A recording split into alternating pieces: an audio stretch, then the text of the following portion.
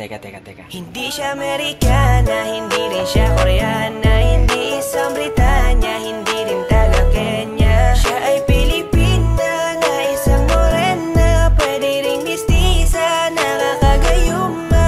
Hindi siya Amerikana, hindi rin siya Koreana, hindi isang Britanya, hindi rin taga Kenya. Siya ay Pilipina, isang Maria Clara, pwede ring chinita, nakakagayuma.